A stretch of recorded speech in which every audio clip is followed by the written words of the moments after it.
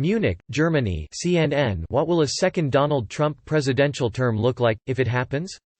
That was the thought in many delegates' minds as they gathered over the weekend in the southern German city of Munich for a security conference. The official theme at the conference was «Westlessness», an intentional gripe at the impact of Trump's isolationist, America First policies. But what emerged at the event, attended by hundreds of world leaders and their top officials, was a soft-focus vision of the next 4 years if Trump wins re-election.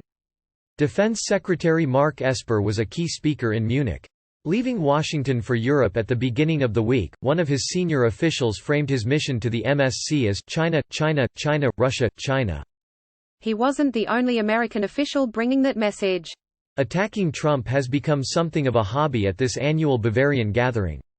It is symptomatic of how many in Europe feel that America, and Trump in particular, is withdrawing from the post-World War II world order it built, leaving more than 500 million people this side of the Atlantic, and countless more around the planet without the deep pockets and security backing they have come to rely on. Germany in particular has drawn Trump's ire. Since his presidency began, the MSC has become a diplomatic skirmish and precursor to tougher battles to come. Only last year, host Chancellor Angela Merkel clashed with U.S. Vice President Mike Pence over NATO, Iran and gas from Russia. This year's premise, "the West is weakening," is an extension of those festering transatlantic differences. The working assumption here is that Trump is to blame for the loss of core values. Not for the first time in his 2-year tenure as Secretary of State, Mike Pompeo defended his boss. During his speech, which came shortly before Esper's on Saturday morning, Pompeo told the MSC audience of ministers and policy experts, "Those statements don't reflect reality," he said. "I'm happy to report that the death of the transatlantic alliance is grossly exaggerated. The West is winning, and we're winning together."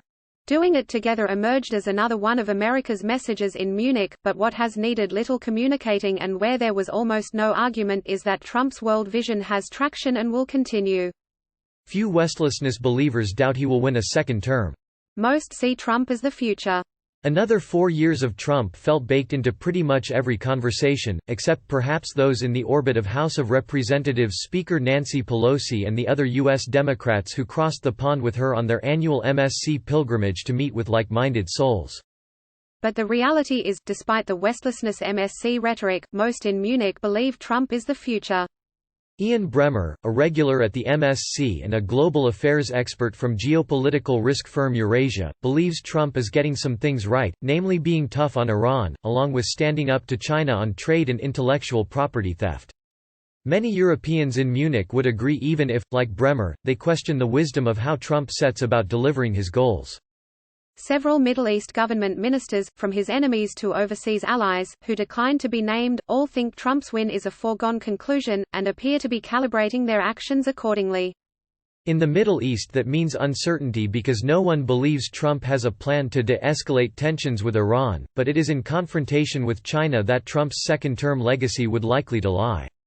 A choice of pro-USA or pro-China. The MSC foreshadows a world split into either pro-USA, or pro-China camps. At the podium, Esper, as promised, focused on China. "I continue to stress to my friends in Europe, and just this past week again at the NATO Defense Ministerial in Brussels, that America's concerns about Beijing's commercial and military expansion should be their concerns as well," the U.S. Defense Secretary said.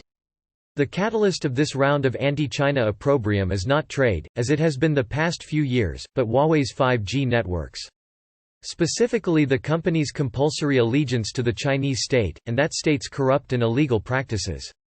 Buy their 5G equipment and forever be vulnerable to their spying and intellectual property thievery. Mark Esper delivers a speech at the 2020 Munich Security Conference on February 15.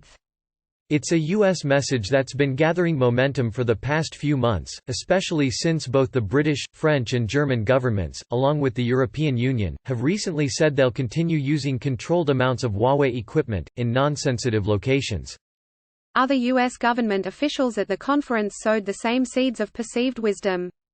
The messaging was softer than Esper's. From banking boardrooms to bars and other MSC venues, senior officials from the State Department, the Department of Justice and the White House seemed to dial back earlier language that implied intelligence sharing with key partners like the United Kingdom was at stake.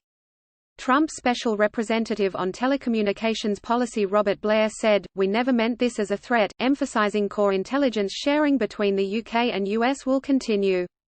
The bottom line is, the US doesn't believe the UK or anyone else can insulate themselves from China's 5G malfeasance if they use Huawei gear, specifically from software updates that open back doors. These will allow the Chinese state to harvest sensitive, valuable proprietary data and even shut down future tech like AI-driven automated cars and telemedicine that will depend on 5G. Trump's plain choice for Europe. It's not lost on Europe that the US is effectively saying it's our data highway. Even if the message is soft for now, everyone knows Trump wants this his way and he'll use pressure to achieve it. Blair arguments thrown up by some in Munich, that the US can open data backdoors in their IT systems, too, as specious. He points out Europe's shared values with the US while China harnesses face recognition and other AI tech to violate its citizens' human rights, including locking up to 2 million Muslim Uyghurs for re-education. Trump was said to have been furious recently when, despite heavy US pressure, British Prime Minister Boris Johnson still allowed Huawei to bid on part of the UK's new 5G network.